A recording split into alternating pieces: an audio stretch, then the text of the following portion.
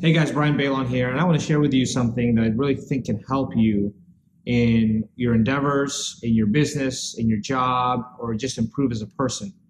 And that thing really is to take risks, because risks, I think, are so important to growth in anything that you can think of. If you're building something, and if you could consider being still, staying in the same place as a safe move, what can really be built when there isn't any movement, when there isn't any expansion. And expansion is going to be painful.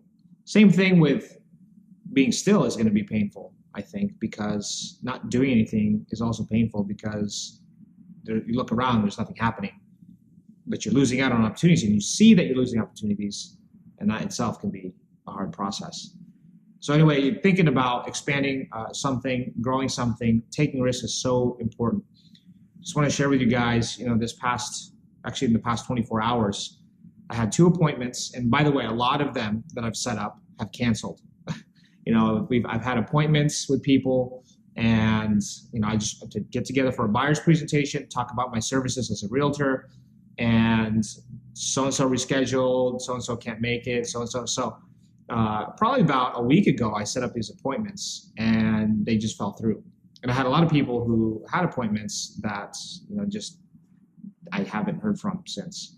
So that can be discouraging, but there are a couple that have actually made the appointment and set up to meet together, and they resulted in 2 contracts. So now I have 2 buyers that I'm working with to help them find a home. And that's so exciting. 2 first-time home buyers. And funny thing about all that is I have never done a buyer's presentation, not even in practice. So now I'm here trying to do my first buyer's presentation where it actually counts. And all I can do is prepare the best I can. I had a presentation set up, kind of have an idea of what I'm going to say, did my research and studying of what goes into a buyer's presentation, and I just went for it. And the first presentation I did took 2 hours, and they're really not supposed to take 2 hours, but I spent 2 hours, had dinner, had a lot to say, went over way too many things. And the amount of things I said in 2 hours, I could have said in probably 45 minutes, but it's my first time, I'm new. So, there's a lot of steep learning curve, and my client had to experience that, which was kind of funny, but it ended up in a contract. And so, me being a new agent or a first year rookie agent, not necessarily knowing what to do in a buyer's presentation, I just went for it, prepared what I could, studied what I needed to, went in there, and now I have a client. And my second buyer's presentation was actually this morning. So that first one was last night, the second one was this morning. It only took an hour the second time. Same thing, first time home buyer, and they signed the contract. So, in less than probably 12 hours or so, about 16 hours or so, there was an improvement over an hour worth of efficiency and getting to the point. And it's interesting because what I'm noticing are these different patterns that I see within just 2 experiences. And now I'm just looking forward to setting up appointments. And I just want to get together with people, make appointments, and help them find a home. I think that the key lesson here, and what I'm realizing, is I can really decide how far I want to take this. If I decide I want to play it safe and only go for the ones that are sure, not really put myself out there, not really go out cold call. So I've been doing a lot of cold calling. I'll tell you, when I got my first lead, I was terrified to call. What do I say? I didn't even have what I was going to say if I left a voicemail down, and so I made these calls, and, what if they answer? Now what? Now I have a conversation. What do I say then? Now my database is probably about 150 plus now, people, and growing every single day. And I make those calls like it's part of my life. Like I'm calling a friend, and I know what to say, and with very little, if any, fear, who's going to be on the other end. And so, from my first call to, probably the amount of calls I've made, I should be tracking this, but probably the amount of calls I've made in the past I started generating leads, which was probably a week or two after the end of August, so early September. Which is about what? Oh wow, 6 weeks, 6 or 7 weeks. I have already 150 leads.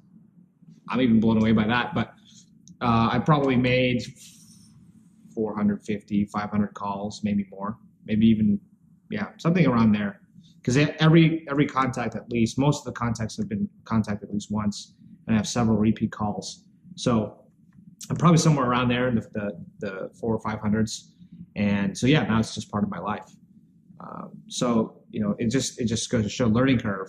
I'm reading a book right now called The 7 L's of Communication, 7 Levels of Communication. And it talks about failing and the process of failing at, I think, higher levels is what it was referring to. And, the first time you do something, you're going to fail, and it could be pretty tragic. But as you go on and move forward, the more you do it, the less you'll fail, because you're learning along the way and you're going to become better at what you do. And it's the same principle. It's just a process. If I'm going to do something and I'm going to be absolutely terrible at it the first time I do it, well, I better get started, because the longer I go, the better I am going to be at it. And that's just how it is. I think that's how I learn. It's probably how most people learn is through just constantly doing it, repetition, learning from each time, rinse, wash, repeat, do it again, and you'll be better at it. As long as you keep a learner spirit, which is another thing. But, assuming that you're willing to take the risk and you want to be successful in it, all those things will fall into place. So I want to share that with you guys. Also, this is kind of an update where I now have 2 buyer's contracts. I have 2 lease clients. I have my listing that is currently in escrow, and I'm waiting for 2 more, potentially a 3rd listing. In addition, not including this one, 3 total listings after the current listing I have that's in escrow to go into contract, and we'll list it. So I'm very excited. I was able to find a guy. Actually, really, he found me, and he reached out to me. Introduced me to Keller Williams, and it just really helped me get started in my business. And I am, really grateful for him, because, he got me understanding the marketing part of it. He just had high energy, taught me basically the basics of the business, taught a lot of the classes at the brokerage at Keller Williams Northeast Realty about how to basically be a real estate agent, and some of the tips and tricks about being a really good one. So I got started there, and he really helped springboard my business. And now, living it out and trying to figure out my way in the business, I really feel like a space is being created. At least I'm establishing myself as somebody who can do business in the Phoenix area. So very excited for what's to come. That's an update for you. Also, a word of encouragement for anyone out there who's thinking about doing something, but they're scared of failing or scared of something not happening, even if it's getting a loan. At least try it. How would you know? If you're a first-time home buyer, you're not sure if you'll qualify, at least give it a shot and see what happens. So take a risk, and if it doesn't work out, you'll continue to learn and grow from it. And from there, hopefully accomplish what you're trying to do. Hope you guys are having a good one, and I'll see you guys next video.